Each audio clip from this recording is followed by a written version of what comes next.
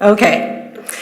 Well, good evening and thanks for sticking around for this short presentation. We're going to be focusing on our new voting rights under Proposal 2 of 2022. As you might recall, Proposal 2 was a proposal on the November general election ballot to amend the Michigan State Constitution to make our elections even more accessible and secure. Prop 2 passed with over 60% of the vote. Thanks to the passage of Prop 2, we now have many new and improved voting rights.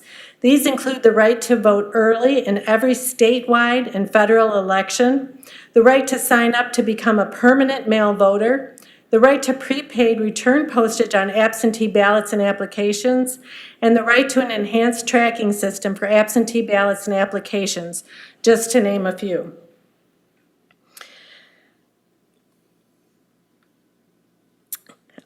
Thanks to Prop 2, the Michigan Constitution now guarantees every voter the fundamental right to vote. The fundamental right to vote includes, but is not limited to, the right, once registered, to vote a secret ballot in all elections. Prop 2 also makes clear that no person or legal entity can act to interfere with or unreasonably burden the fundamental right to vote, either by act of law, for example, rule, regulation, standard practice, or procedure, harassment, threats, or intimidation. Certification of election results is also made more clear by Proposal 2.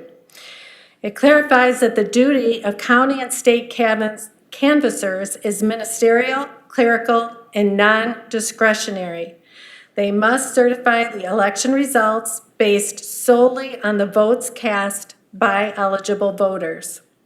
Certified results are final, subject only to a recount or court order. Thanks to the passage of Prop 2, Michiganders now have the right to engage in true early voting, that is, to cast their ballot in person before the election, just like they would on Election Day. Early voting is a great opportunity Michiganders have to vote at a time that is convenient to their busy schedules. It also allows voters to know right then and there that their vote has been counted. To make sure that cities and townships continue to establish and staff convenient early voting sites and that the legislature continues to fund early voting, we really need to take advantage of this right. Every city and township must now offer early voting in every statewide and federal election. They may choose to offer early voting in non-statewide or non-federal, in other words, local elections. Early voting sites must be open for 9 consecutive days, beginning on the second Saturday before the state or federal election and ending on the Sunday before the election. They must be open for at least 8 hours each day, and again for every statewide and federal election. Cities and townships have the flexibility to offer early voting in local elections, or for offering early voting for more than 9 days, up to 29 days, or for more than 8 hours a day. Early voting will take place at an early voting site. An early voting site is similar to your election day polling location, except that it may serve voters from more than one city or township. Next up is voter ID. Michigan has had the same voter ID law since 1996.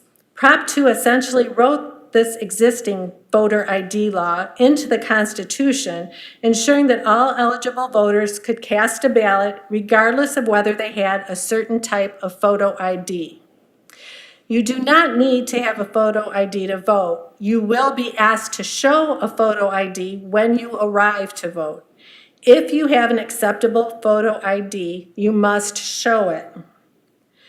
But if you don't have an ID, or you don't have one with you, you can sign a simple form called an affidavit and vote a regular ballot. Acceptable photo IDs include expired or current Michigan driver's licenses or state IDs, a driver's license or ID from any other state, a U.S. passport or federal government issued ID, local government issued ID, a military photo ID, a tribal photo ID, or a student photo ID that has been issued by an educational institution. The passage of Prop 2 also made several improvements to the absentee voting experience. Michigan voters now have the right to sign up to receive an absentee ballot rather than just an application before each and every election. So to be clear, before, voters could sign up to receive the absentee ballot application before each election. Now, voters can submit one signed application to receive an absentee ballot before all future elections. You'll be able to sign up by checking the permanent mail ballot list box on your absentee ballot application. The Bureau of Elections is working on additional ways that voters can sign up for this list.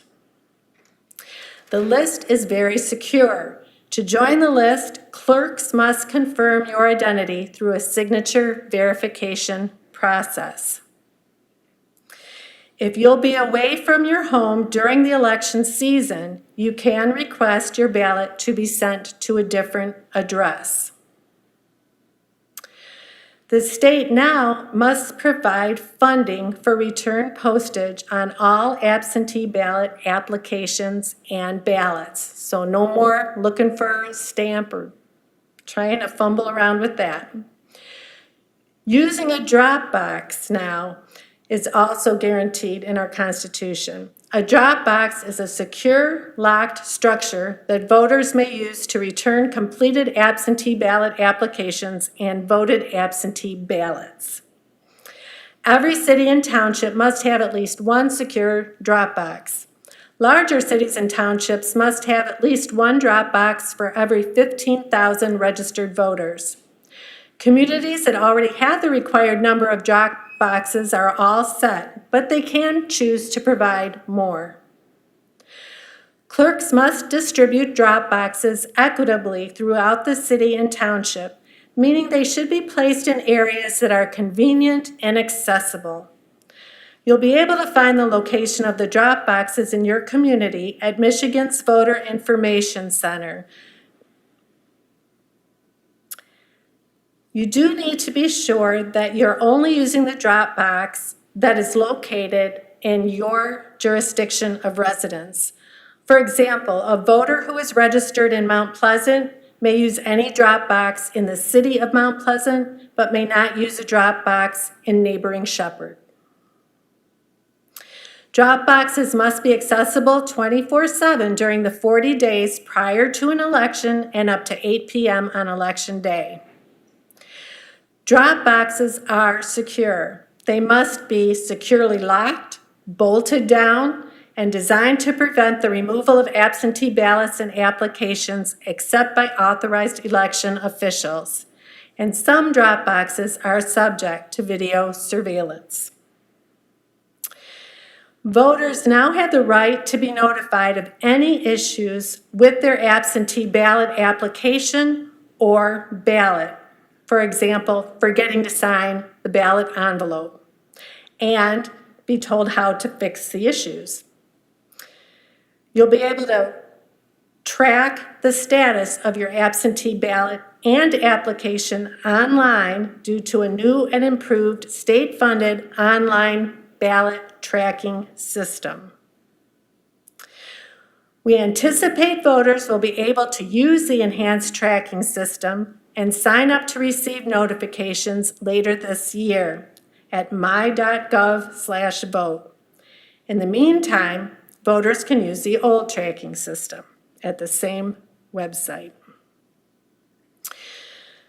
Your absentee ballot must be received by the city or township clerk by 8 p.m. on election day, unless a person is a military or overseas voter, and then it is within 6 days of the election, as long as it is postmarked by election day.